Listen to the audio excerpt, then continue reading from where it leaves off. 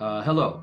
Today I'm joined by Erik Mortenson, literary scholar, writer, and translator, and we're going to talk about our mutual novel that we wrote called Kick Out the Bottom. It's part of my Behind the Books series. If you want to like and subscribe, hit the bell. I would appreciate it. And we will begin. So maybe let's talk first about Erik. If you'd like to introduce yourself a little more, you can do that. Yeah, first of all, thanks for having me. It's great to be here. So, about me, well, I guess it's interesting to talk about how I got to Detroit. I mean, I'm not one of the interesting things about the book is that Chris is Chris is a Detroit native. I'm not. So I'll give it kind of two different takes. I came to Detroit through academia. I'm actually from the Bay Area, San Francisco Bay Area originally, and made my way through academia to Wayne State University. And from there, when I graduated with my PhD, I ended up getting a Fulbright to Germany. So I was in Germany, and I was in Germany for a year, and I kind of thought I would, get outside of America and see it from a different perspective. And I realized I was there for a year, and it took almost most of that year to kind of just decompress from America before I could kind of see it. So I applied to jobs and ended up in Istanbul, Turkey, where I spent 10 years in developing an English and comparative literature department. And from there, I ended up, after the coup attempt in 2016, that kind of scared me, to be honest. And I fled, I'll be honest, I fled with my wife and kid, and we went back to Detroit. So ended up, and then reconnected with Chris a bit there. And from there, I was there a couple of years, and I ended up with the job here in St. Joseph, Michigan, nice small little resort town on Lake Michigan. And yeah, I teach at a community college here at Lake Michigan College. So that's kind of my backstory. Cool. As my viewers know, I'm still in South Korea. And if you check out some of my other videos, you can get more about my background. I won't really waste time with that. But most people know that I'm a writer, and we decided to write this book together, which is a little unorthodox. I mean, fiction, I think it happens a lot more. And in our case, it's more of a memoir. So it's kind of two voices working in tandem. And the book is going to be coming out through Cornerstone Press, and pre-sales have begun, and they run through, I think, the middle of August. I think it was August 15th. I think so. And then the book releases August 30th, I believe. I think first I'm just going to read the synopsis, and then we can get into talking about it a little bit more. So I will do that now. Amidst the ruins of Detroit, two seekers question all that they thought they knew as they struggle to achieve spiritual awakening in this collaborative memoir. Guided by Ryan, an eccentric mystic from the suburbs, the pair explore a ramshackle city while running experiments on themselves in a bid for understanding who they are and what life means. But as the questions Ryan poses deepen, the two are left wondering what happens when you truly kick out the bottom. All right. Yeah. So we wrote this book together. Yes. Maybe we should start off quickly with just how we know each other. I think that might be a good place to start. Yeah. Well, we know each other through Ryan, right? I mean, that's another interesting element. Ryan put us in we both knew Ryan separately, and Ryan put us in contact. And from there, friendship grew, especially later on as we roomed together. So this is sort of a process for kind of a typical friendship where you meet somebody and you're kind of hanging out, kind of here and there, and then, hey, we have things in common. We're interested in each other's thoughts and ideas, and then hang out more. And, I left for Seattle, as the book, we talk about in the book. I left for a break when I was in Detroit to go to Seattle for a bit. And I came back and needed a place to stay. And Chris needed a place. Chris was we were kind of a little bit tired of being downtown or being by Wayne. Cass Corridor. Cass Corridor. So for a place in dangerous. Yes. So we looked for a place in Hamtramck and found one. And so that's all in the book. But we maintained friendship through that. And again, like I said, it was kind of fortuitous that, when I came back from Istanbul, Chris had come back for sort of a hiatus from, I think, South Korea. Yeah, for about a year. Yeah. Yeah, and so we ended up back in Detroit, and this was, another kind of catalyst. I wouldn't say catalyst, because we'd kind of already started, but certainly gave momentum to the book, because all of a sudden, we're kind of writing these pieces and sort of sharing them internationally, right? And then all of a sudden, hey, we're both back in Detroit. Great, so we could kind of visit the old haunts and kind of, soak up the mood and kind of talk about it and be in real time, real space, talk about our experiences and kind of debate them, and then have these stimuli, these places and people, even, and events that are sort of around us, or remind us of events that were around us. All this kind of stimulus kind of propelled the book. I gave it a lot of momentum, I think, at that point. Yeah, and kind of a lot of it then. I agree. Like you said, we got the idea. I guess it was about 2014 or 15, I think, around That there. sounds right. Yeah. And he was in Istanbul and I was in Korea, and so we were sharing little pieces and kind of playing off of each other to sort of stimulate. We didn't really know exactly what the book was going to be. And so it kind of just started with these little seeds. But then when he came back to Detroit and I was there for a year, that's when it really took on, I think, what it is now, was in that time. Say what this was. I mean, why do we write this? Yeah, why did we write this? I mean, I think I guess, this is an interesting part of the book, is that we have individual answers and we have a kind of a collective answer as well, or a collective answer can be kind of gleaned from in between our two accounts. I mean, for me, part of it is just a celebration of Ryan and Detroit, a person in a city that were very influential for me, and so part of it is a celebration. Part of it is trying to, what writing is for everybody, trying to kind of come to an understanding of your life and your thoughts and your feelings, right? What happened. Somehow the act of writing it down, getting it outside yourself and on a piece of paper, allows you to better see it better, right? So that was a reason as well. I mean, I think it's also, I'd like to see it as an inspiration for readers, or a possible book that people that are kind of going through similar experiences might go, oh yeah, okay, I can relate to this, or I can maybe get something from this, or I've had similar experiences, or I've had similar situations with maybe different outcomes, and I like to think of it as useful in that sense as well for readers. Well, I think it's the book is a chronicle of like a unique time in both of our lives, and it's maybe that time in a person's life when they're kind of I don't want to say destroying things, but like getting rid of the old to bring in the new, and trying to restart your life in maybe at a deeper maturity, or having a wider lens, let's say. And Ryan was definitely the catalyst of that. I mean, we were both kind of on our own journeys, but he was the one that kind of jump started it. Right. That's right. Jump start is a good term.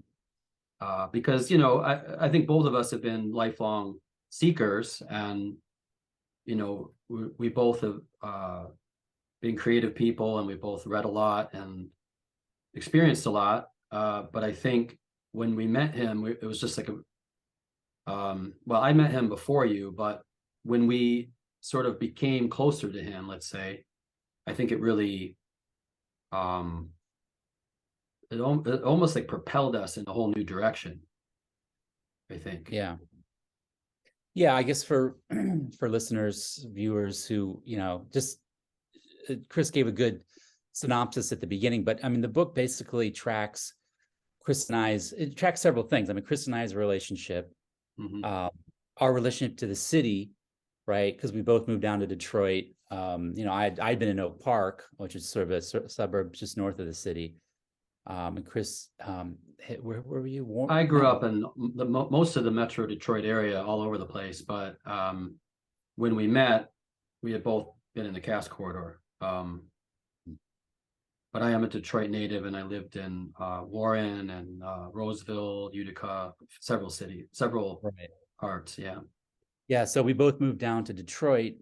So we kind of that's another important, obviously an important strand. And then obviously both meeting Ryan, or Chris knew Ryan, but me meeting Ryan and Chris kind of maybe engaging him more deeply is another strand. So the book, it's following kind of several things at once in what we hope is an interesting and engaging way, right? We're looking at Yeah. our spiritual growth, looking at, the adventures of being in Detroit and the frustrations and difficulties, but also our spiritual growth with Ryan, right? Or through Ryan and the Yeah. city. I mean, I think there's sort of four, I wouldn't call them characters because it's not fiction necessarily, but I mean, some of it kind of is, but I feel like, we are obviously two voices or two characters, but Ryan is like a third voice in a lot of ways. And in Detroit, the actual city, the ruins of it, the sort of other personality of the city is definitely a big part of it. Yeah, that's right. That's definitely right. So, Well, yeah, why do you think we wrote it exactly? I mean, yeah, it's interesting, right? I mean, there's other periods in our lives as well, obviously. But this pivotal was ones. yeah, this is an important, I mean, it's important one of several things came together. I mean, my experiences of the city, my experiences of Ryan, my experiences with Chris, this was an important, highly, compacted, set of years for me, where a lot of changes occurred and a lot of growth happened.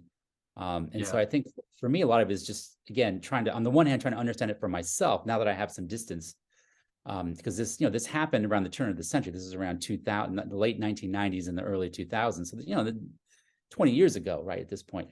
Yeah. It's also, I think, too, understanding it for myself, but also understanding it for the city. I mean, the city's changed. I mean, we've both been back. I've been back. I go back to Detroit quite frequently because I have friends Mhm. and relatives there. It's a very different city, and that the city that we chronicled is in a lot of ways sort of disappearing, or in a lot of senses gone. So there's Yeah, also for a sure. kind of trying to kind of capture a moment in time, for Like a Detroit that, snapshot. Yeah. yeah, that's no longer really there, or maybe it's there, but it's pushed into other areas, other peripheries. So, and Yeah, I that's mean, I've been back there.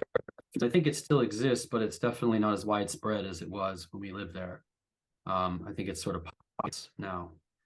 Because mhm. one of the things we mention a lot in the book is sort of the corporate takeover of Detroit and a lot of things like that. That's a pretty major part of the book, I think, how it Mhm. changes, how it's changed. Um, some people would say for the better. I'm not exactly Right. sure about that, but Yeah. Yeah, I think the book, for instance, those of you living in, if you're living in Detroit or visit Detroit frequently, I think this would be an interesting, interesting read, interesting comparison to the Detroit you're finding today. To what extent is that still there? To what extent is it not? To what extent, do you miss, would this be something you want? Right. I mean, in a lot of ways, as yeah. we mentioned in the book, that it is kind of nice when I go down there now, and there's, it's safer and it's easier to find amenities, and, Hmm.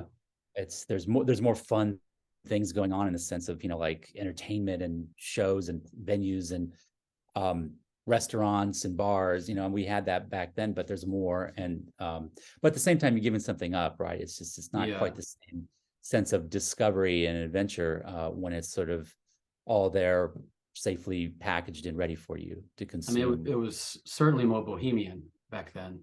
Um, and a little, uh, I mean, the book is titled Kick Out the Bottom, and it's kind of how the city was. I mean, it it's like when you stand on a chair and someone kicks out the chair from underneath you. It's a lot like that.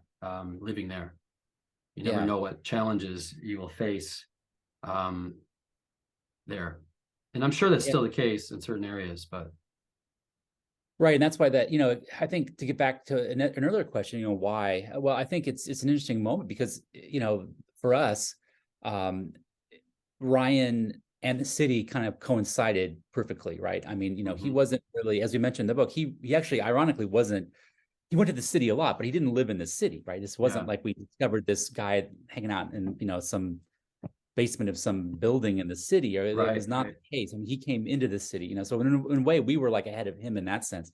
But you know, on the one hand, with this Detroit gritty, survivalist kind of minimalist kind of world that were physically inhabiting, matched perfectly with some of the insights and sort of teachings Ryan was kind of giving us.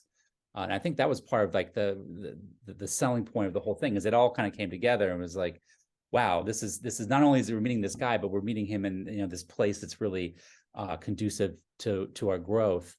And kick out he gave the name of the book, you know, Kick Out the Bottom. And I was driving with him once, and he's, you know, I was complaining. I feel stasis. I feel like I don't know what's, you know, my life's stuck, and I feel stuck, you know, and this happens to all of us at some points, right? You feel kind of stuck, you don't know where to go, don't know how to break out. And, you know, he said, well, why don't you just kick out the bottom and come out the other side? You know, and I thought, well, that's kind of, you know, it's insightful. And Detroit was perfect place for that, right? Because, you know, you could go there and it was sort of wide open. On the one hand, it was kind of rough and tumble and ramshackle, but that also gave you possibilities. It was open. There was people doing weird things. There was a lot of options. It was cheap. You could kind of, you know, make your own way, and that kind of freedom really allowed us, I think, I don't want to speak for Chris, but I think it allowed us to take some of the stuff Ryan was talking about and kind of putting into practice in a way that, you know, if I was living in San Francisco or some other big, you know, expensive urban enclave like New York or something, I'm not so sure I could kind of do it in the same way. It gave you a lot of freedom, and you were able to do a lot of risk taking, I think, in that regard. That's right. And there were other people around that were also in the same situation, like many people. So, and the mentality of it too, you know, it's not the physical space, but also it sort of created sort of mentality of an openness, right? Because it was sort of vacated and crumbling. Then all of a sudden you were there and like, wow, I could kind of do whatever I want. I could ride my, you know, I mean, from literally riding my bike in the middle of the road because there's no cars, because nobody's here, to just metaphysically thinking like, well, it's open. You know, I have freedom to kind of try anything because anything's possible here. Yeah, and so many people were living there because of how cheap it was, and they were often creative people, either artists or writers or musicians, or they were going to the universities and to Wayne State, or, you know, there were different reasons why people were there, but I think they all shared, they probably still do, all share kind of creative kinship. And everyone's a survivor that lives there, you know, like there's that as well, you know, and you kind of feel it from each other when you're there. And we talk a lot about that in the book pretty extensively. At that point in time, it was a commitment. You know, it was sort of a statement to say, "Oh, I'm going to go live in Detroit." I mean, it would sort of, you know, turn heads. And in fact, people, you go to the suburbs. Where do you live? Detroit. Where?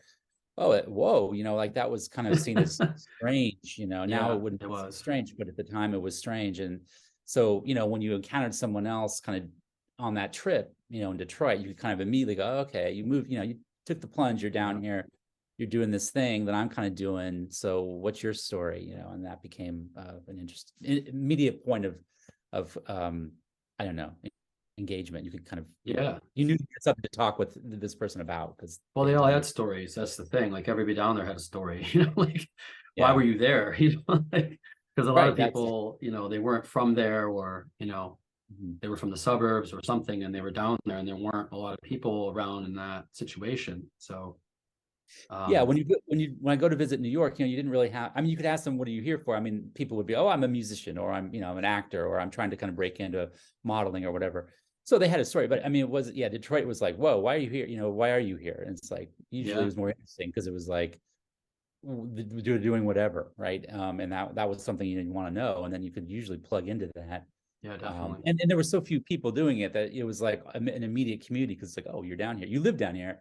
Whoa, okay, what do you, okay, so like now we've got something in common immediately, and we can kind of go from there. And that was kind of nice, where in a bigger city, well, of course you're gonna, of course you're gonna be in New York or San Francisco and Chicago, like very different though. I need to ask you why you're here. Like obviously you're a young person drawn to this city for, you have aspirations, you want to kind of, you know, culture, and you have all these things you want to be here for.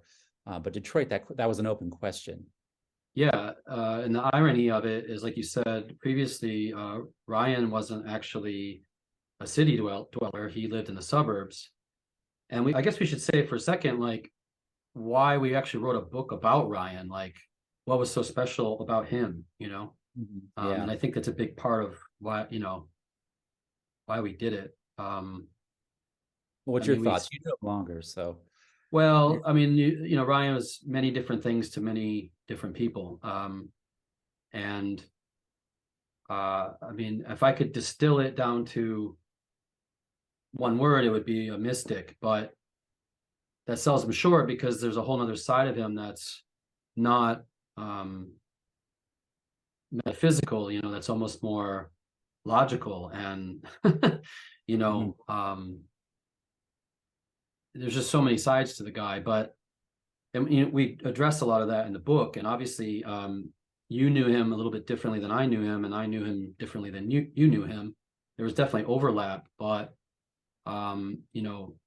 he taught me a lot about mysticism and the occult and uh, psychedelics and things like that. And then on your end, it was yoga and like the moment, and you connected in your PhD program. That's where you met, right? Yeah, I mean, I met him in Yeah, a graduate course. graduate course. Yeah. I mean, actually the first class I attended at Wayne State, I met Uh-huh. him. It's just sort of serendipitous, I guess. So you two had a more analytical side in some ways, where mine is maybe more um, an abstract sort of artistic side because he kind of lived in both worlds, you know. Yeah. Um, Well, you said it right. I think, he's a lot of different things, different people, and that was part of his power is he could pick up on people's vibes. I mean, he was always himself. He always had his spirituality and goals. And, it wasn't like he just completely changed his shape, but mm, he could draw out, he could pick, oh, okay, you're into this, or this is the kind of person you are. He could really read people very well and then yeah, see and penetrating. project like, yeah, what was, how do I engage this person most effectively? How do I get, how do I help this person the most? How do I get the most out of this person? And I think that's exactly right with the two of us. I mean, it's Hmm. he's the same guy, but we shared different. I mean, sometimes we hang out together, so you had this sort of community, but There's then you definitely have these like, overlap. yeah, there's overlap, and then we kind of go off on our own and do other things, and there'd be kind of different trajectories. But I think Hmm. that's the selling point for the book. You get kind of, and that's why we wanted to write this type of a memoir, so that you see these different takes on him, right? There's two different Yeah, people writing it. So you're seeing him, and I think in the end you get one good solid picture of him, but you're also getting these strands of him, which are kind of interesting. yeah, and I think he's kind of a rare person because in all the years that I've known him, since I've known him, which is, well, I mean, when we were all together, that was over 20 years ago, um, almost 25 years ago, I guess, at this point. But ever since then, I haven't really met anyone different, aspects of it, but not that. It's almost like he's trying to see into you to see what you need, and Yeah. not a lot of people do that. So, Yeah, I think we all, I mean, he's not the only person in the universe. I mean, everybody encounters somebody along these lines. So in that sense, I think the book, hopefully will reach readers that kind of go, oh yeah, I've kind of met somebody like that or whatever. But at the same time, as Chris is saying, I think, there is something special about him. And I think it was that care. I mean, there's a lot of love and mhm, care. mhm, So yeah, I mean, he's kind of engaged, he's spiritual, he's searching, but he's also willing to help. He certainly helped us and willing to yeah, kind of stop and kind of, support someone along the way as well, and help them out with what he's learned. And I for think sure. that was sort of unique about him. But yeah, I mean, I hope for readers, to get back to to the goals of the book, it's as you talking about before. I mean, it's again expressing ourselves and like kind of understanding ourselves and our experience, but it's also hopefully kind of putting this out there for people who maybe kind of maybe haven't met someone like that Yeah, or or looking searching, or searching or have and like are kind of like, well, yeah, okay, I met so and that's kind of engaging, kind yeah, of think about what this person, what these people are doing, these types of people, and like and his teachings themselves. I mean, we try to kind of do a good job. I think we do a good job of trying to kind Yeah, of what he was trying to kind of say is best. we try to be balanced, Yeah, the that's good and right. the bad, but yeah, for sure. Yeah. I mean, he's a Um, human too. I mean, he obviously had these foibles, and we absolutely. note those. And the book has that arc. I mean, we kind of, Hmm. we're intensely engaging with him, and then, things happen, right? Hmm. Um, this is, I think, a story everybody can identify with at some level, right? So yeah, I mean, saying that, I mean, who do you think this is actually for? Like, what would be the target audience for this? Yeah. I think the target audience is, younger readers on the younger side who are either, going through or have, kind of gone through a kind of transformative experience, Hmm. probably urban experience, because, in Yeah, I would Detroit, think so.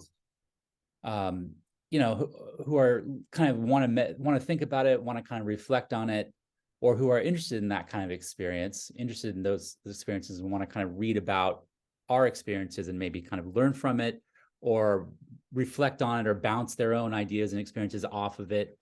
And people who are basically like looking for life's larger answers. Yeah. Um, this book will be for them, definitely, because that's the focus.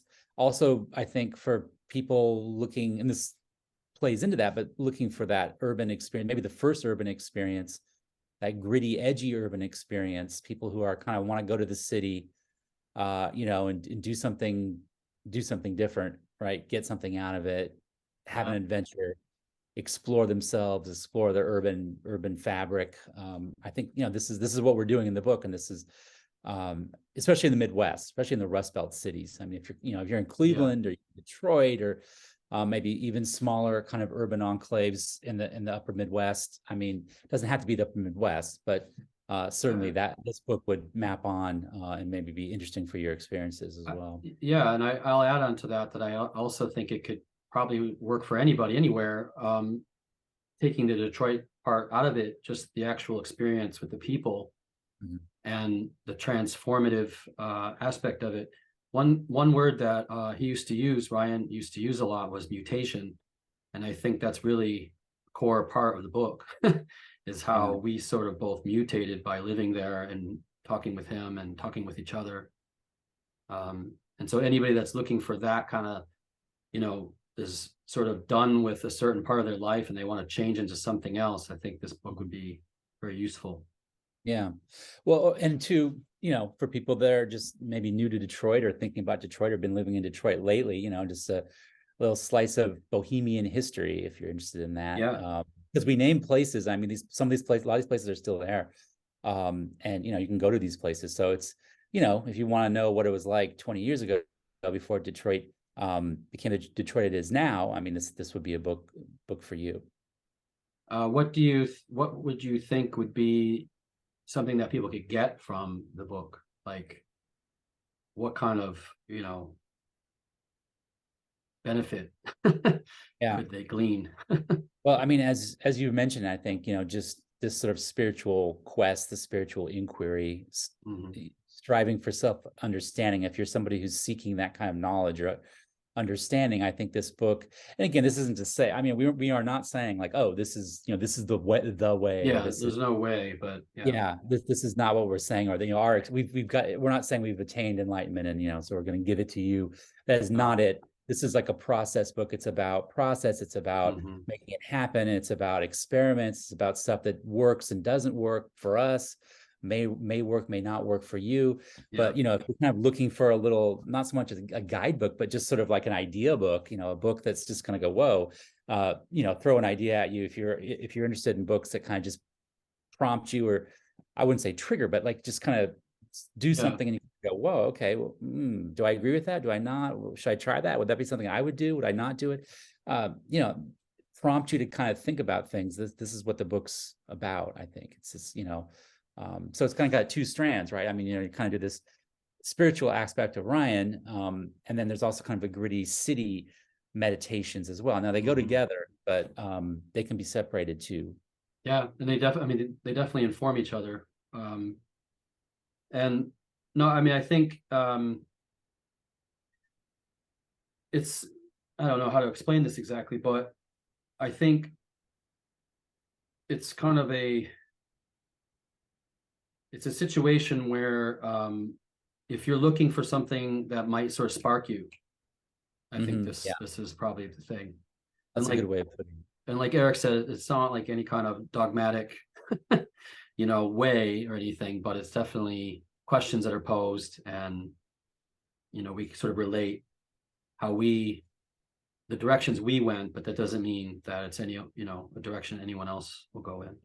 Yeah. Um, And as we say in the book, Ryan was against that too. I mean, he was not somebody who said, "Oh, this is how it's yeah, done, or this is what you should do." I mean, he was completely hands off. He's like, "Well, this is what I'm doing. I've tried this, I've tried that. Might work, might not." So it's not like an indoctrination, a cultish thing. On the contrary, it's about finding yourself and mhm, avoiding any kind of groupthink or, the guru and that classical idea of someone yeah, just for telling you, which is sure. not about that at all. It's about self-exploration, pure and simple, and everybody's different. Yeah, And you're getting an example of our self-exploration, which I hopefully can help. That's for me, it'd be great to think that someone's reading this book and go, oh, okay, yeah, for interesting. sure. That spurred I, me or sparked me to do something or try something. Good. yeah, I definitely agree with that. Um, is there anything else that you think we should bring up about it, or? Well, I mean, I think this again, and we're talking about audience and readership. I mean, this is, if you're somebody who's kind of interested, searching, looking for something, not satisfied with what's going on around you, and just kind of want to see two people try something different in a different place, maybe to kind of see what happens and kind of spur your own thinking.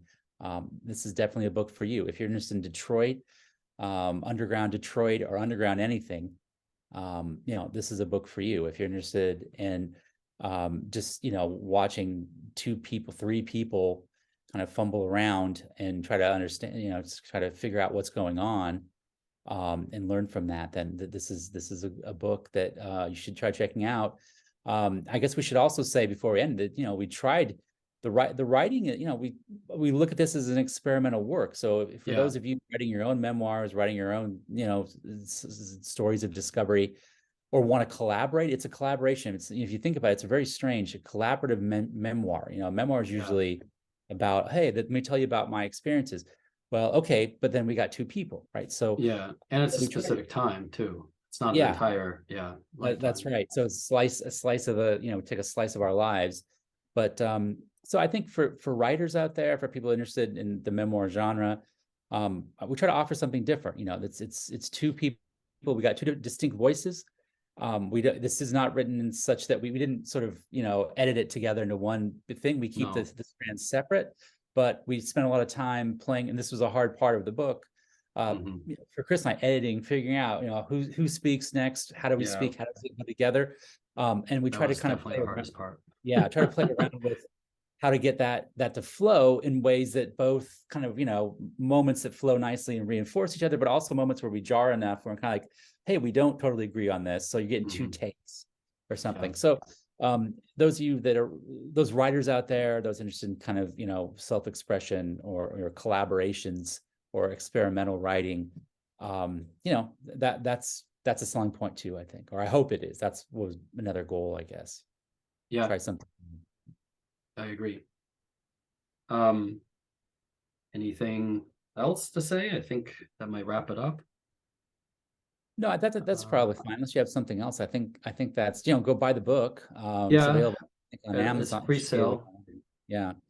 Um, Um, and well, I might do another video on it a little bit later, once we get more rolling into the process of it coming out and that kind of thing. But um, the link is in the description, if you want to yeah. check out the pre-sale. And I think that's about it. Thank you, Erik, for Mhm. joining me Thanks to for talk having about me it. on. No, that was great. It's always great to talk with you. Yeah, you too. And if you want to like and subscribe, hit the bell for notifications, and I'll see you again soon. Take care. Great. Bye.